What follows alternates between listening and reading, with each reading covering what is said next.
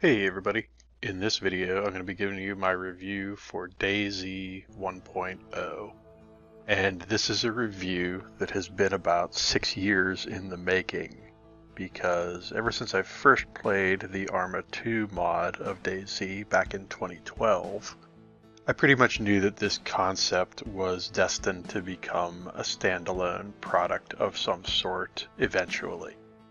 And while it's taken significantly longer for DayZ to reach its 1.0 release state out of early access than perhaps anyone anticipated, the fact of the matter remains that that has actually happened.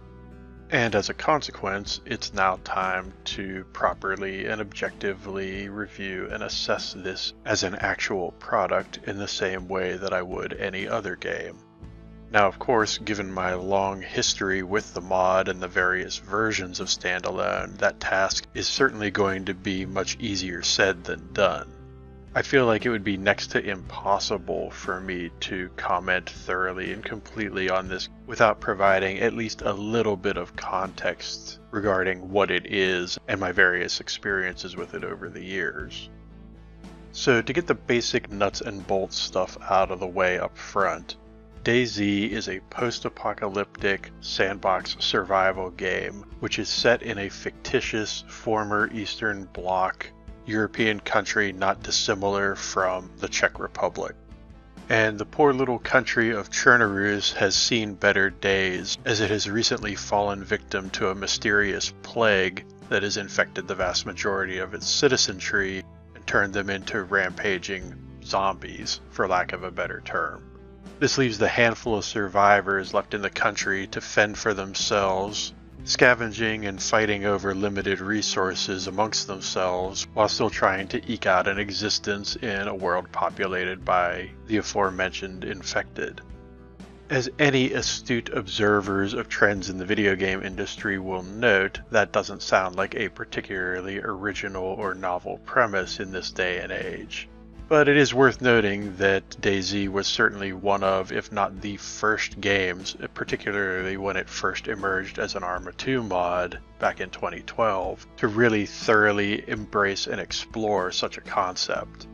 And one of the things that DayZ has always had going for it, in my opinion, that tends to separate it from many of its competitors, is the dogged, almost brutal, and relentless manner which it pursues the simulation of certain realistic attributes of a survival situation.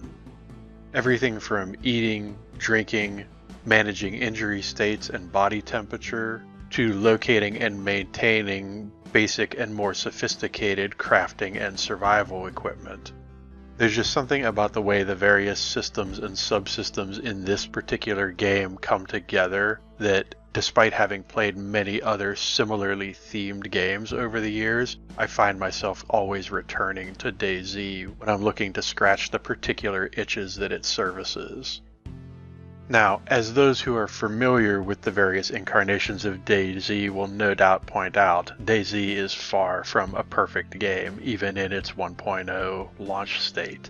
And there will certainly be many people who will rightfully say that it's a bit suspect for this game to be considered a 1.0 full release, due to various issues with partially or inconsistently implemented features such as traversal through the environment, enemy AI spawning and pathing problems, and a plethora of quirky, somewhat questionable mechanical glitches and anomalies scattered throughout just about every system present in the game.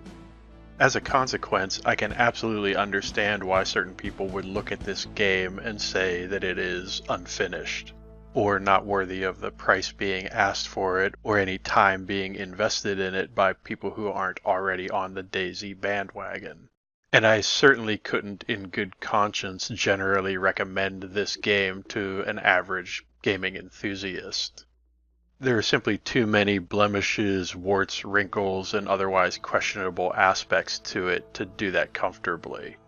However, DayZ still has, to this day, one very important trump card that it has managed to keep securely in its back pocket over the years.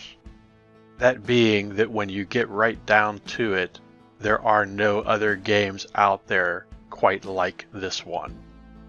Even with the myriad of other similarly themed or similarly concepted titles currently available in various states of completion, I would argue that at the end of the day, none of them have come so far or achieved so much to overshadow or completely unseat DayZ from its perch atop this genre. Believe me, if there was a game like this that did all the things that this game attempts to do better, I would be playing it.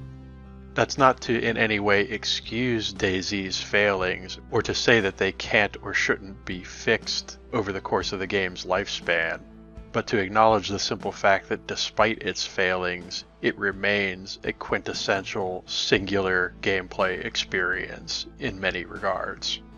I have had experiences playing this game that I sincerely doubt I will ever see equaled or surpassed in any other game that I play.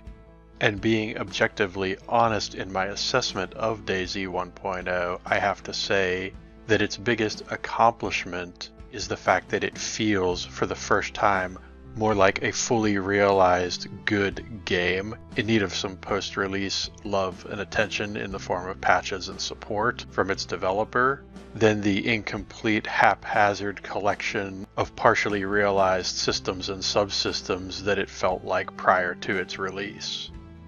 DayZ is absolutely a game that has historically benefited and been buoyed in the minds of many gaming enthusiasts over the years by virtue of its potential as a concept. And while DayZ 1.0 does not fully reach that potential, it definitely brings the game closer to it than it has ever been previously. And as a result, I find myself hopeful for the first time in quite a while that this game may actually someday live up to that potential. With that said, I will reiterate my previous statement and sincerely caution anyone who hasn't already picked this game up from making a purchase at this particular point in time. Potential is one thing, but the expectations associated with a 1.0 quote-unquote finished shipping product should be higher than what DayZ currently offers to consumers. And the simple truth is that if you've waited this long to pick this game up, it likely won't bother you to wait a little longer for it to get where it needs to be considered an easy to recommend purchase. If I were forced to predict when that point in time might occur, I would suspect perhaps 1 to 2 months after the initial release of the game based on the current state that it's in and the speed with which issues are currently being addressed in the handful of post-release patches that have already occurred. But as I said at the beginning of this video, DayZ often takes much longer to achieve various development goals than one might expect or prefer, so that estimate should absolutely be taken with a grain of salt. By the same token, I think it's equally valid for anyone who already has the game to find it thoroughly engaging and enjoyable even in its current state. As I said previously, despite its many problems, there's an awful lot to like about where DayZ stands at the end of 2018. And those who've been following its development for years will no doubt note that even though a handful of issues have remained consistent throughout that time period, a great many of them have been addressed when you look at the development progress in retrospect, which I for one find encouraging. Having said all that, I'm going to bring this video to a close. Hopefully you folks have enjoyed it. If you did, be sure to hit that like button. If you'd like to see more videos from me in the future, be sure to hit subscribe, and I will see you next time. Don't need keys. And then it finished, and I was like, uh-oh.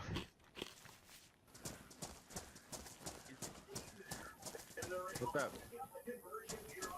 What's up, man? What's up, man? I'm gonna need you to drop your stuff and put your hands up. Oh, come on, man. Come on, man. Dude, we don't have, like, anything.